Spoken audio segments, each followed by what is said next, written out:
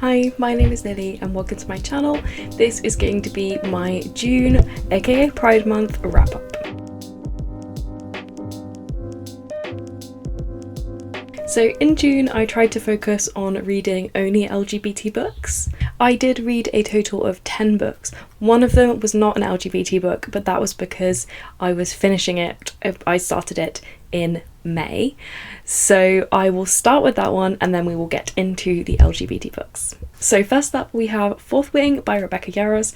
This was my non-LGBT book. Although it is a queer normative society with LGBT side characters, it is not a queer book. So this one follows Violet, who is the daughter of a general in a country that is at war, basically, and her mother is the general of the sort of dragon rider squadron. She has spent her whole life thinking she was going to become a scribe when she became of age because of her disability. However, her mother determines that she must become a dragon rider and forces her to join the dragon rider quadrant. The problem is there aren't enough dragons to go around, so she is going to have to fight tooth and nail both to keep her life and to get a dragon. But also there she meets Xaden, who is the son of a rebel who her mother had killed, and she is worried that he is out to get her. So this is an adult fantasy with a strong romance plotline. It is an enemies to lovers romance and it is amazing. So it's not the most original book you'll ever read. If you want to hear my full thoughts on this, I did do a reading vlog, which I will link below and up in the cards. But basically my summary of it is I gave it 5 stars, I think. It was a fun read. I really enjoyed it. It is one that you can't put down. The sex scenes are pretty decent. The dragons are really funny. I love sentient dragons that can talk. It's not an original book. You'll not be sitting there thinking, wow, I've never read this before. And I think pretty much all of the plot twists are very obvious, but it is a fun time. I would especially say if you loved Divergent growing up, this would be one for you. That is my number one question I ask people when they ask, should I read this book? I will ask them, did you like Divergent? And if the answer is yes, you should give this book a go. Then I read an ebook and it was Egotistical Puck Boys by Saxon James and Eden Finley. This is an adult contemporary romance. It is a hockey romance, in case you can't tell from the title, and it had a male-male romance in it. This one follows Ezra and Anton, who are rival hockey players that have always kind of had this banter on the ice. Ezra is out and proud as gay, whereas Anton has always kept it out of the tabloids. And then Anton gets transferred to Ezra's team and they start to sleep together on the side, and it is about how they navigate that in their relationship and trying to convince the tabloids they no longer hate each other now they're on the same team. So this one I gave 3 stars. It was fine. It was fine. It was nothing special. It was enjoyable. If you like a hockey romance, it's worth picking up if you just want a quick and easy read, but it was nothing special, and I thought it wasn't emotional enough for me. There was a bit too much spice and not enough emotion for me. I would much rather have explored it a bit more, but I did really enjoy the commentary of what it was like to be a queer male athlete, and also the different approaches people take to that, where you had Ezra being out and proud and Anton who prefers to hide it from everyone so that it's not the focus of his career. Then I read Honey and Issue's Guide to Fake Dating by Adiba Jagadar. This one is a YA contemporary romance that I really enjoyed. I gave this one a solid 4 stars and I really recommend it. This one is about Honey, who is kind of this popular girl at school, seems like she has it all, but then when she comes out as bisexual to her friends, they don't believe her. And you have Issue, who is kind of an academic star, but a bit of a misfit at school. And so when Honey is trying to convince her friends that she is bisexual, she tells them she is secretly dating Issue. And because of this, she has to then convince Issue to actually pretend to date her. And they do. Honey is using it to convince her friends she's bisexual, and Issue is hoping this will help to raise her profile so that she can become head girl to appease her parents' wishes. This is so good. It was really fun read, but emotional at the same time. It was really interesting looking at how people react to people coming out. They both go to an all-girls school and I went to one growing up as well, and it felt very reflective of what I experienced, very realistic, of the attitudes I saw in my school, although I do feel like the people at my school were a little bit more open-minded than at this school, but that might be because it's a Catholic school. We had a lot of really interesting side plots about Honey's dad running for like a political campaign. You have Issue's sister, who has announced that she is dating someone and is dropping out of university for a while, and her parents don't approve, and it's all very like interconnected as well. I really liked it. I think for me the reason it didn't get 5 stars is because I felt like there was too much of a focus on Honey and her friends' reactions to her coming out, and we didn't really get to explore Issue's habit of overworking and her parents' expectations of her. That storyline felt like it kind of took a backseat, and I would have liked to have more of that explored. Then I read Me, My Dad and the End of the Rainbow by Benjamin Dean. This is a middle grade contemporary. This one follows Archie, whose parents have just broken up and are getting a divorce, and he knows they're arguing about something and there's a big secret they're keeping from him, but he doesn't know what it is for quite a while. Eventually he finds out that his dad is gay, and he doesn't really understand what that means and how it's going to impact their lives, and so him and his friends go on a journey to understand it a bit better. This one I gave 3 stars. I think it's a good middle grade book and it's very age appropriate for them. I really thought that it explored the topics of queerness and relationships in a way that was appropriate and digestible for the age group. I think it's a really good book for this age group to teach about the different things to do with being LGBT without going into parts they don't need to know about, and a general message of education, acceptance and love was really lovely in this book. The reason I didn't rate it very highly is it just was a bit far-fetched, but also these characters in the book, so Archie and his 2 best friends, who are the characters in the book, they're supposed to be 12, but in my opinion they act more like they're 9, and when I've spoken to other friends they do really agree with me. Like, these 12-year-olds are not 12, and I understand it's probably written that way to make it more believable and more exciting and more engaging for a younger audience, but what I struggled with is it was really hard to believe that 12-year-olds would do and say the things these 12-year-olds were doing and saying, and the lack of knowledge of things. You know, if you're 12, that means you're in secondary school, which they are. They're in year 7, which is the first year of secondary school, and yet they at no point Google things, even though that's something you'd be doing a lot at secondary school. They somehow apparently don't know how to use Google Maps, which I do not believe for a 12-year-old in England in this time period, and it just felt very juvenile for their age, and I think the reason this decision was made is because they are acting like 9-year-olds, but 9-year-olds would not have been able to get away with what they did in the way that 12-year-olds can, and that's why the author made them 12. But then because of that, it just made the book feel very disjointed and unbelievable because they felt too young for 12-year-olds. So I wouldn't recommend it to adults to read, because I think adults would read this and think, wow, that's not a 12-year-old. But I think for the age group it's written for, it is a very good book. Then I listened to Him by Elle Kennedy and Serena Bowen. This is an adult contemporary romance, and it is another hockey romance. You will notice a theme. So this one is about 2 guys who were best friends growing up, and they used to spend every summer at hockey camp together. One summer they have an incident where they fall around a little bit, and one of them feels he has manipulated the other and decides to cut him off because he's too scared of what he's done.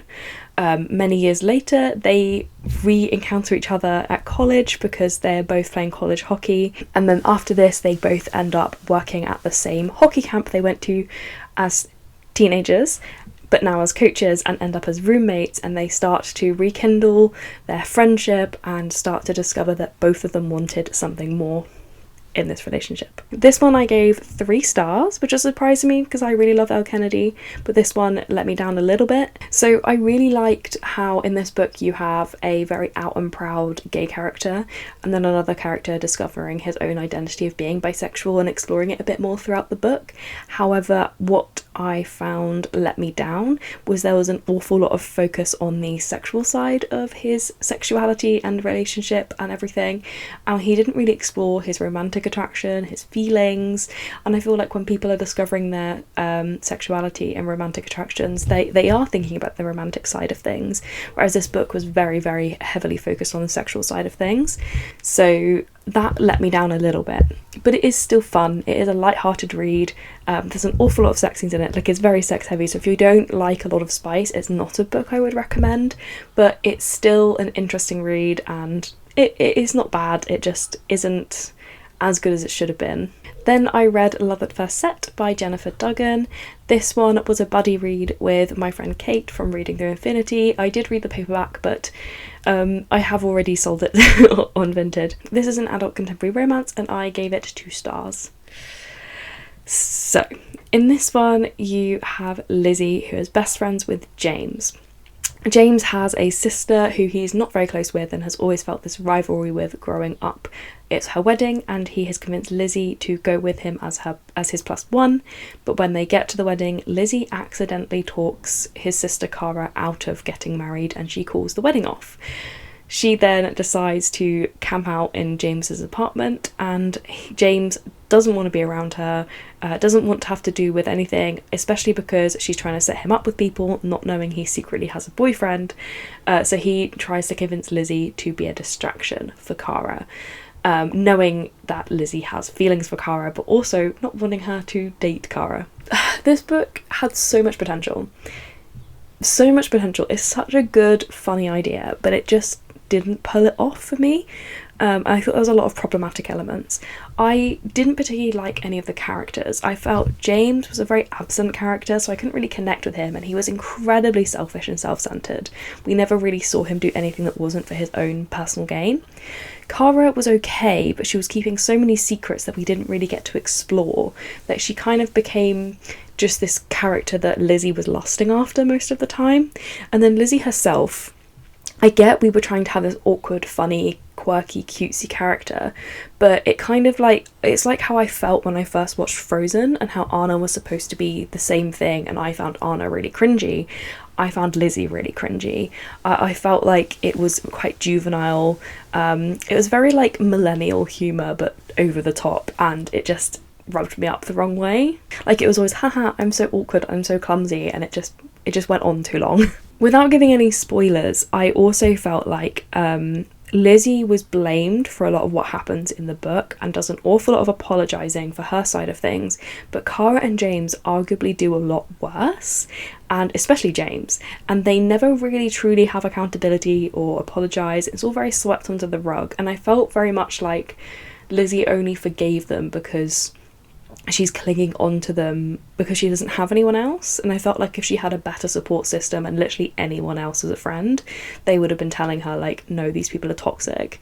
Because there was like an ultimatum part in the book that I won't spoil, but there's an ultimatum that happens in it, and I was like, take the deal. And obviously she didn't, and it was really you knew she wasn't going to, because it's a romance book, but I wanted her to. So yeah, that one didn't hit for me. I definitely won't be picking up anything else from this author because I just didn't vibe with the writing style, but I'm glad I tried. It's an author I've been wanting to try for a while, and yeah, it was a book. Then I read Ace of Spades by Farida Abike-Yimide. I'm not sure if I said that right, but hopefully. This is a YA thriller. So this one I gave 3 stars and felt like it had some very strong points and some very weak points as well. So this one follows Devon and Chimaka, who are 2 black students at a majority white school. It is a private school. So Devon comes from a much poorer background. His dream is to go to Juilliard, and he is working on composing a piece for his audition for Juilliard.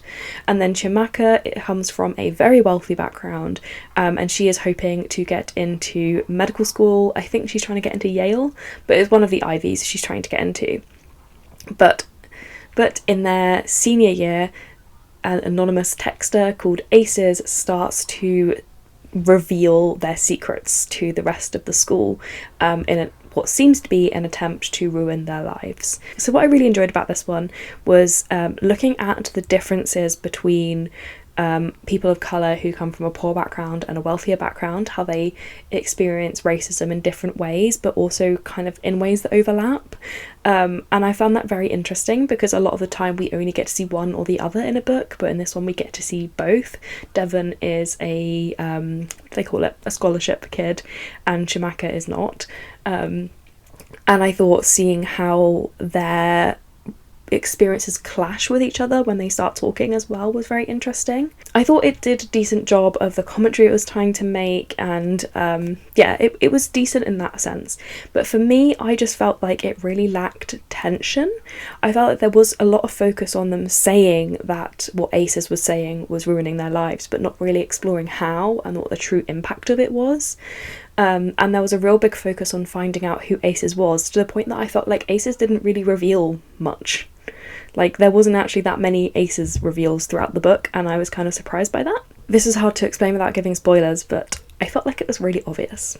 I was waiting for a really big, shocking twist, which was mentioned on the back, and I didn't get one because I thought it was obvious from the get-go what was going on here and who was behind Aces. And I really found it frustrating how they kept trusting people for no reason when it was very clear they shouldn't be trusting people. For kids who were supposed to be really smart, they were acting really not smart. So overall, I felt like it was a good idea, but I don't think it was very well executed on the thriller side of things. It felt more like a drama than a thriller. It definitely was hampered by the fact that I've read a book with a very similar thriller plot before, that came out before this book. So I could see the pattern happening again, but I did feel like even without that, it was pretty obvious to me where this book was going. So yeah, it was okay. If you like YA thrillers, maybe pick it up, but I definitely don't think it's worth the hype, and it wasn't as good as I was expecting it to be. Then I listened to Us by Elle Kennedy and Serena Bowen, which is the sequel to Him. This one I enjoyed a lot more and gave it 4 stars. It is another adult contemporary romance. So this one follows our 2 main characters from Him after the end of it. They are now together. One of them is a professional hockey player and the other is not. I'm not going to say what they're doing. And basically, they are keeping their relationship a secret so that the one who is a professional hockey player can establish his career without the focus being on him being a queer hockey player. And it is about their trials and tribulations trying to keep this a secret and how it impacts both their relationship and their individual mental health. And I thought it was fantastic. I really enjoyed that exploration of side of things. I thought the portrayal of depression was very, very good, very sad. And it showed the sort of darker, less glamorized sides of depression that you don't normally see in books. But it was still funny and lighthearted and had some really great moments. And yeah, I think it was worth getting through book 1 to be able to read this book. I really enjoyed it. I actually wasn't going to read this one. I finished book 1 and I was like, no, I know there's a sequel, but I'm not going to read it. Didn't realise it was already in my Audible library on my TBR. And so when I saw it in there, I was like, oh, okay, I guess I will read it then, seeing it it's already there. And I'm so glad I did, because it was a lot better than the first book. It was a lot more focus on the emotional side of things. There were still sex scenes, but it was no longer like the main part of the book. So I really enjoyed it. Then I listened to Legends and Lattes by Travis Baldree, which is a cozy fantasy with a romance, and I gave it 5 stars. I absolutely adored this book. I tried reading this before and I soft DNF'd it because I just couldn't get into it at the time, and I'm so glad I did, because now that I revisited it, I loved it way more. This one is about an orc called Viv who used to do what orcs do, but has now decided to retire from that business and to set up a coffee shop in a small town. So the book follows Viv as she first sort of converts her property into a coffee shop, and then as she starts to grow the business and employ people. It's a very slow and steady paced story, as many cozy fantasies are. There's not an awful lot of plot going on, but it is just so beautiful. It's one of those books where I could just keep listening to this book all day. Like that, there's no question. I could have just listened and listened and listened to their day-to-day going-ons, and I really adored it. It's so sweet. My favourite character was Thimble. I absolutely adored Thimble, and I'm really looking forward to the prequel that's coming out, although I am kind of sad it's not a sequel because I would love to see more from the cast of the first book. There's not much I can say about this other than it was just so cozy and so comfy, and if you like a cozy fantasy, this is the ideal. This is on a par with me with The House in the Cerulean Sea, The Very Secret Society of Irregular Witches, and yeah, I loved it. It was really beautiful. The romance in this one for me was also quite sweet, although it took me a while to figure out that it was happening, and I think if I hadn't been told it was sapphic, I wouldn't have realised until quite late in the book, but once it became more established, I did enjoy it. And then finally I read This Is How You Lose the Time War by Max Gladstone and Amal El Motar. This one is a sci-fi romance, and I gave it 2 stars. So this one is about 2 rival agents working for 2 warring agencies in a time war who start to secretly communicate with each other. I gave it 2 stars. I didn't like this book. I listened to the audiobook, and I definitely am glad I did that, because if I tried to read it, it would have hurt my brain even more than the audiobook did. But I don't get it. I don't get it. I had to Google what the plot was, even if there was a plot after I finished the book, because it's so dense with purple prose that you can't actually pick out the plot. And I can't tell you the plot points that surprised me because they're at the end of the book, supposedly. But I was genuinely surprised there was plot, because I couldn't figure out for the life of me what was going on. It felt like the authors were trying really, really hard to write pretentiously, and by God did you achieve it, and you went above and beyond what you needed to do, because it was just densely written and just I think it was bad. Like, I genuinely think the book was bad. Like, if I couldn't understand that there was a plot in the book, that means your writing is too dense. And it wasn't dense in, like, Lord of the Rings is densely written in that he, spends 9 pages describing a tree. This one was dense in that it just used so much purple prose in a way that felt unrealistic that people would communicate in that way, but also just in every sentence to the point that I just did not understand what was going on. There was no world building. They did not explain what the Time War was, who the agencies were, why they were at war, what the people were actually even doing. And one of them seemed to not be human, or maybe both of them weren't human, and they didn't really explain that either. Like, it just... And apparently there was a romance, and like they started flirting and stuff, and I was trying to figure that one out because honestly I couldn't really figure out what they were trying to say to each other. It felt more like pen pals being like, how do you eat? Like, it was weird. It was so bad. So yeah, wouldn't recommend it. Really surprised it's got any hype around it and that people like this book, but each their own, I guess. So those were the 10 books that I read in June.